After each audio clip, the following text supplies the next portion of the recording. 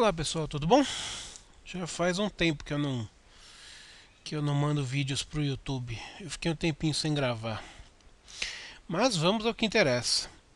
Eu não sou muito de relacionar os melhores livros do ano ou coisas do tipo, porque eu acho que isso é muito bobagem. Porque, primeiro, que tem muito livro que é lançado no ano, mas que na verdade ele foi escrito muito tempo antes, só foi traduzido naquele ano, ou mesmo é um relançamento, alguma coisa do tipo.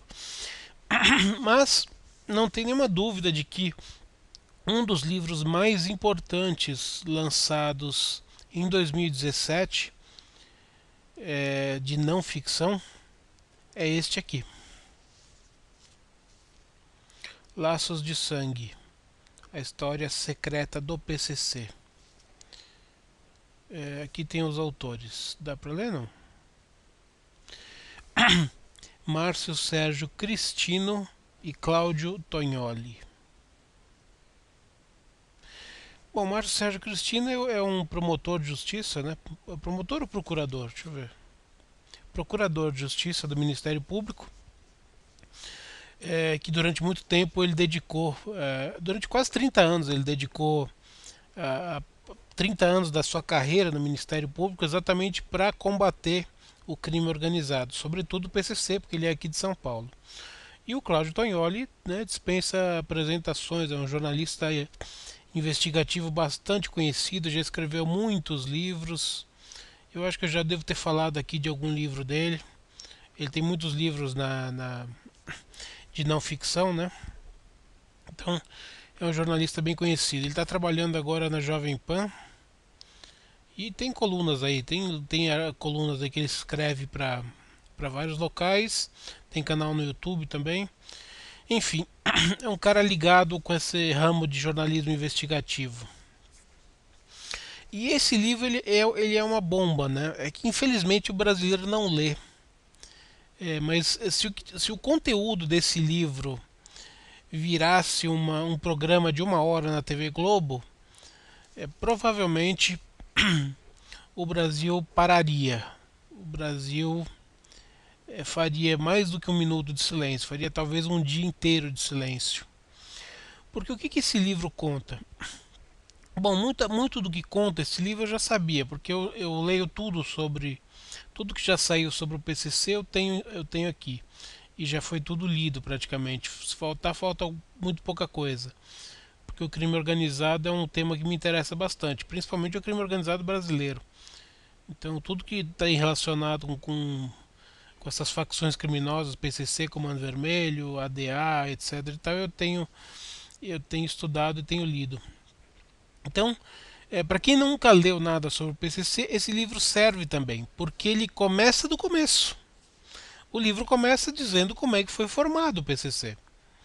Então, dando um resumo rapidinho para quem não leu, não tem ideia sobre a formação do PCC, tudo começou. Eu não vou falar muito para não estragar o livro, tá? Ou não estragar a novidade do livro, que eu quero que vocês leiam o livro. A ideia aqui não é contar o livro, a ideia é fazer uma resenha para que dê vontade de vocês ir lerem o livro, porque não dá para falar em 15, 20 minutos um livro de 200 e poucas páginas. Então tudo começou na prisão de Tremembé, prisão de segurança máxima de Tremembé, interior de São Paulo, também chamada de Piranhão. Na verdade é um complexo de atendimento psiquiátrico e que abriram uma ala para deixar alguns presos ali e acabou virando um presídio. E esse presídio era um presídio de muito má reputação, os presos não eram bem tratados e tudo mais. E foi dentro desse presídio que alguns presos, sobretudo os dois principais líderes, o Geleião e o Cezinha, criaram o PCC. Eles resolveram que eles precisavam. Vou fazer um paralelo aqui. A formação do Comando Vermelho, eu já falei isso em outro vídeo, ela se deu no presídio da Ilha Grande, no Rio de Janeiro, quando você teve os bandidos que eram bandidos de criminosos comuns do morro, né, traficantes, sequestradores, arrombadores, etc. e tal, assaltantes de banco. Eles foram presos na mesma prisão da Ilha Grande, junto com presos políticos na época da ditadura, década de 60, 70. Então, ali que eles, através do contato com os presos políticos, é que eles tiveram um auxílio, tiveram vários gurus dentre esses presos políticos que ajudaram eles a transformar as suas quadrilhas numa facção, que foi a formação do Comando Vermelho. Primeiro Falange Vermelha, depois virou Comando Vermelho. Tem todo um livro que conta essa história, tem vários livros que contam essa história, na verdade. Tem até um documentário, filme documentário, que foi lançado, chamado 400 contra 1, que mostra um pouco do presídio da Ilha Grande, uma parte da formação do Comando Vermelho, e depois alguns episódios que ocorreram depois. No caso do PCC, não havia presos políticos no Piranhão, no presídio de Tremembé. A formação se deu exatamente entre os próprios presos, porque eles perceberam que se eles se unissem dentro da cadeia, eles teriam muito mais força. Então, qual é a ideia desse grupo formador? O grupo formador é formado por umas 10, 12 pessoas e os dois líderes, Geleião e Cezinha.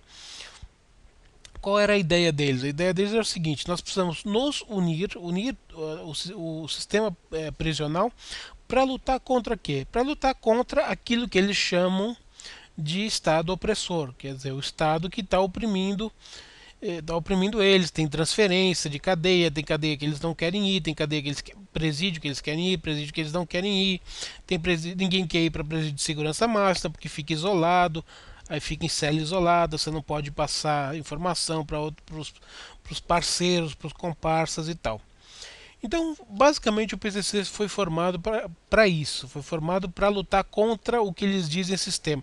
Dá uma olhada aqui, isso aqui é muito interessante, na capa do livro. Vocês estão vendo aqui? PCC, Paz, Justiça e Liberdade, contra a opressão. Reparem que o slogan, esse slogan foi colocado numa mega rebelião que houve num dos presídios, eles colocaram essas cartazes em cima. Vocês reparem que a ideologia, no final das contas, desse grupo criminoso é exatamente a mesma ideologia da esquerda. Vocês repararam?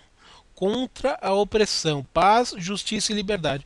O que é paz, justiça e liberdade para o PCC? Paz, justiça e liberdade para o PCC significa a gente vai dominar todos os presídios de São Paulo e depois do país. Com isso a gente vai matar todos aqueles que não forem da nossa facção e vai controlar os presídios, inclusive a entrada de drogas, de celular, de armas e tudo mais. E fora das prisões nós vamos fazer ataque contra juízes, contra promotores, vamos assaltar, vamos sequestrar, vamos fazer o diabo. Isso é o que eles sintetizam no slogan Paz, Justiça e Liberdade contra a opressão. Ou seja, quem está oprimindo é todo aquele que é contra todo esse esse comportamento criminoso. Então, se você é contra prisões dominadas por bandidos, pessoas mortas na prisão por queima de briga de facções, queima de arquivos, etc. e tal, sequestro, roubo, tráfico de drogas. Se você é contra tudo isso, você é contra. Você está oprimindo esse pessoal. Então eles estão lutando contra você. Porque eles são contra a opressão através da paz, justiça e liberdade. Então vocês veem como a coisa é feita. Assim, eles deslocam o eixo do seu pensamento. Quando você lê uma frase dizendo nós queremos paz, justiça e liberdade, você vai concordar com isso, tá certo? Todo mundo quer paz, justiça e liberdade. Alguém é contra paz, justiça e liberdade? Não. Só que o que eles fazem na prática não tem nada a ver com paz, justiça e liberdade. Tem a ver com morte, com tráfico, com domínio criminoso, com facções e tudo mais. Então, uma coisa não tem nada a ver com a outra. Então, se você quiser fazer um paralelo com a esquerda, é exatamente a mesma coisa. Agora está essa bandida dessa Glaze, Lindbergh, esses caras, bolos, dizendo que vão ter que matar, que estão atentando contra a democracia. Não. A justiça não está tentando contra a democracia, a justiça está prendendo, julgando e condenando um bandido, um criminoso chamado Lula. É isso que está acontecendo. A justiça está exercendo o seu papel, cumprindo a lei e condenando um bandido. Mas qual é o discurso dessa gente? Ah, estão violando a democracia, estão destruindo a democracia, querem acabar com a democracia. Não, eles não querem acabar com a democracia. Eles querem só prender um bandido. É só isso. Só que o discurso, óbvio, o discurso da esquerda é exatamente o mesmo discurso do PCC. É sempre facção bandida, é sempre facção criminosa. O discurso é exatamente o mesmo. O discurso é uma coisa, a prática é outra. Na prática, o que eles querem? Na prática, eles querem que um bandido criminoso como Lula seja liberado e não seja condenado. É isso que eles querem na prática. Mas na teoria eles dizem que então estamos lutando pela democracia, estão querendo acabar com a democracia, judiação de nós. Então, assim, o discurso nunca bate com a prática, tanto no PCC, quanto no PT, quanto qualquer partido de esquerda. É sempre facção criminosa. O PT é facção criminosa, a gente viu isso no Petrolão. E o Lula é o líder. Pelo menos o líder simbólico. Apesar dele não ter cérebro para bolar tudo, ele é o grande líder, é o grande totem que segura tudo isso. Voltando ao livro. Além da formação do PCC, esse livro conta vários fatos. Conta a primeira mega rebelião. Ele vai contar daquele ataque que houve, acho que em 2006 ou 2007, agora não lembro, em São Paulo, que houve uma ordem para assim, tocar o terror aqui durante um final de semana. Começou na sexta, parou só no domingo. Durante 3 dias, policiais foram assassinados, bombeiros, bases da polícia foram atacadas. Assim, foi toque de recolher. São Paulo ficou deserto. Todo mundo. Eu lembro que na sexta-feira, até na empresa que eu trabalhava, a gente dispensou o pessoal mais cedo, foi todo mundo embora mais cedo, porque ia ter atentados do PCC e tudo mais. E a suposta não, depois a negociação que houve entre a cúpula da segurança pública do Estado de São Paulo com o Marcola, líder do PCC, para que parasse os atentados. Na verdade, o que ele queria era uma garantia de que ele não seria morto, e ele queria transferência, porque ele estava na prisão de segurança máxima de presidente Bernardes, ou Venceslau, agora não lembro. Tem em Bernardes e tem em Venceslau, eu não lembro qual que ele estava agora. Presidente Bernardes e Presidente Venceslau são cidades vizinhas.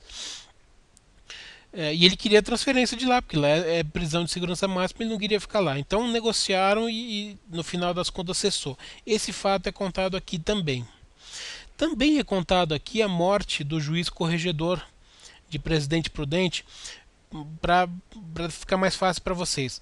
A região ali do oeste paulista, divisa com Mato Grosso do Sul e Paraná, ali no bico do estado de São Paulo, a cidade principal daquela região é Presidente Prudente. Seguindo por Presidente Prudente, você tem Presidente Bernardes, Presidente Venceslau e Presidente Epitácio. São 4 cidades com o nome de presidente na sequência. A última, Presidente Epitácio, é a que faz divisa com Mato Grosso do Sul. E aí, se você cruzar a ponte, você vai para Bataguaçu, que é a primeira cidade de Mato Grosso do Sul. Primeira cidade considerável, vai, de Mato Grosso do Sul. Então, Presidente Prudente é a maior cidade daquela região onde ficam aqueles presídios de segurança máxima. O juiz corregedor dos presídios daquela região foi assassinado. Aqui conta como é que foi o amando de quem e tudo mais. Então é mais um fato que é narrado aqui. Também é narrado aqui a morte do Cezinha, um dos líderes, né? Na verdade, é narrado aqui como é que houve essa ruptura, porque o Cezinha e o Geleão eram os dois fundadores. Os outros fundadores foram morrendo aos poucos foram morrendo por um motivo ou outro. No final das contas, ficaram os dois, Cezinha e Geleão. E o grupo do Marcola, que já era. O Marcola estava uma categoria abaixo, né? Tinha os dois fundadores. E o Marcola estava uma categoria abaixo junto com alguns outros. E o Marcola estava se destacando dentro da facção. E por conta dos dois, tanto Cezinha quanto o Geleão, estarem presos em presídios de segurança máxima e estarem isolados, não estarem conseguindo conversar com os seus comandados, o Marcola começou a ganhar força, começou a se destacar como liderança. E aqui conta também o fato como foi que o Marcola assumiu de vez a liderança e conseguiu colocar de escanteio os outros dois. E na verdade o Cezinha acabou sendo morto na prisão. Todo mundo sabe que foi a manda do PCC. Conta aqui o livro conta o fato de como é que ocorreu. E o Geleão ele vive protegido até hoje. Ele tá sempre em isolamento, sempre protegido porque é um cara jurado de morte pelo PCC. Então conta aqui como é que foi como é que se deu essa briga. Essa briga envolveu esposas desses caras, um matou a esposa do outro, não sei mais do que, então, enfim. Tá tudo explicado aqui, eu não vou entrar em detalhes. E o último assunto que eu vou falar aqui, aliás, dois assuntos. Aqui também tá dizendo, tá narrando como é que foi a morte daquele libanês que ficava na fronteira entre o Paraguai e o Brasil, ali na região do Mato Grosso do Sul, que era onde passava drogas. Esqueci o nome do cara agora. Ele foi morto tem 2 anos. Ele era o líder do tráfico de drogas naquela região e o PCC tomou conta daquela área ali. Rafat, alguma coisa Rafat. Rafat. Era o dono daquela região lá e o PCC matou o cara e tomou conta desse entreposto, vamos dizer assim, Brasil e Paraguai, que é onde passa a droga. E aqui conta, agora finalizando no último pedacinho que eu vou contar do livro, como a Bolívia se tornou o primeiro estado oficialmente narcotraficante. Conta que toda a história da federação, suposta federação dos índios cocaleiros, da qual Evo Morales sempre foi o presidente, e mostra aqui como a Bolívia se transformou num país oficialmente narcotraficante. Lá dentro da Bolívia, todos sabem que o país vive do tráfico de drogas. Inclusive a modalidade de droga, de cocaína, de coca, né, da folha de coca que é produzida na Bolívia, não é mais aquela modalidade que os bolivianos usavam para mastigar, para mascar e tal, que era tradicional na cultura boliviana. É um outro tipo de folha de coca que é muito mais, tem um alcaloide muito mais forte, muito mais é, propício para ele ser industrializado e se transformar em cocaína. Então a Bolívia, sob o comando do o chefe do tráfico da Bolívia é o presidente do país. Então a Bolívia se tornou hoje oficialmente o primeiro país oficialmente líder do tráfico de drogas, o país comandado pelo tráfico de drogas. Recentemente agora saiu na imprensa uma nova legislação que o presidente da Bolívia implantou lá, que inclusive você está proibido de professar crenças e tudo mais, você está proibido de protestar contra o governo, tudo aquilo que acontece em qualquer ditadura. E é uma ditadura, só que é a primeira ditadura narcoterrorista da história. A gente teve várias ditaduras de esquerda, tivemos ditaduras de direita, nós temos ditaduras muçulmanas no Oriente Médio, e agora nós temos a primeira ditadura narcotraficante, narcoterrorista da América do Sul. Na verdade do mundo, mas fica na América do Sul. Então isso aqui é impressionante. A imprensa brasileira não fala sobre isso, né? Porque o Evo Morales é parceirão do PT e a imprensa brasileira é petista até nas calcinhas, até nas calçolas. Então, e se isso aqui, esse livro é fantástico. Esse livro ele é impressionante o conteúdo dele. Quantas pessoas vão ler esse livro? Não sei, deve ter umas 10 mil tiragens. Então 10 mil pessoas vão ler, vão contar para mais 2 ou 3 cada um. Sei lá, você vai ter, vamos chutar alto, você vai ter 50 mil pessoas que vão saber o conteúdo desse livro. Num universo de 200 milhões de brasileiros. O que representa isso? Nada. Agora, se a gente tivesse realmente uma imprensa livre, uma imprensa de verdade, investigativa, uma imprensa que valesse a pena, bastaria um documentário na TV. Pega esse livro aqui e transforma num documentário de 1 hora. O tal do Repórter Record, Conexão Repórter, do Cabrinho, se existirem essas porra, não sei se existe ainda, porque eu não vejo TV. Pega esses programas das pessoas e faz uma reportagem disso aí. Joga isso na internet. As pessoas precisam saber o que está acontecendo. Se as pessoas não tiverem informação, elas não reagem. As pessoas só vão reagir se elas tiverem informação. E quem detém essa informação são pouquíssimas pessoas. Eu estou falando aqui, meu canal é ridiculamente pequeno. Meu canal não é, eu não vou pintar o cabelo de azul, eu não vou me vestir de Carmen Miranda, não vou dar giro, não vou sair gritando, xingando o povo. Então não vou mostrar a bunda também. Então, assim, ele não vai chegar a milhares, milhões de seguidores. Não vai ter. Então quantas pessoas vão assistir esse vídeo? Não sei. Eu tenho alguns vídeos de livros do PCC que tem mais de mil é, visualizações, alguns bem mais de 1000 visualizações, porque é um tema que interessa para as pessoas, mas é o que eu estou falando, se esse livro atingir 50 mil pessoas, o que são 50 mil pessoas num universo de 200 milhões? Nada, nada. Então, infelizmente é isso, a gente tem alguns livros que mostram a realidade do mundo que a gente vive. Infelizmente, essas informações que constam nesses livros não chegam para as pessoas. Então as pessoas não sabem, as pessoas não têm como reagir. Se o que tiver aqui, eu for comentar com as pessoas com quem eu convivo, pessoas que eu tenho contato, falar das coisas daqui, elas vão dizer, os caras, assim, eles vão achar que eu estou no mundo. Em que mundo você está? Você está no mundo da teoria da conspiração. Se eu contar o capítulo inteiro aqui que conta a história da Bolívia, como a Bolívia está hoje, ele falou, você é maluco, imagina, a Bolívia é um estado narcotraficante. Eu não li na Folha, eu não vi na Globo, não saiu no Jornal Nacional, eu não li no Jornal Globo, eu não li na Veja, eu não li na Isto É, eu não li nem no SBT falaram, então não pode ser verdade. Não pode ser verdade, porque se eu não vi na TV, não pode ser verdade. Essa é a cabeça das pessoas.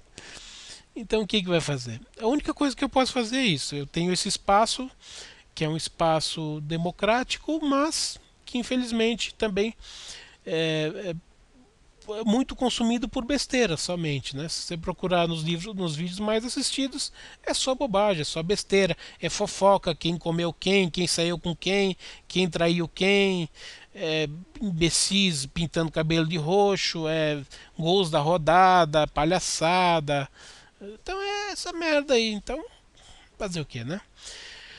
O que eu posso fazer é isso, é ler e colocar no meu canal as informações. Se alguma alma descobrir esse canal e quiser ir atrás das informações, vai achar muita coisa.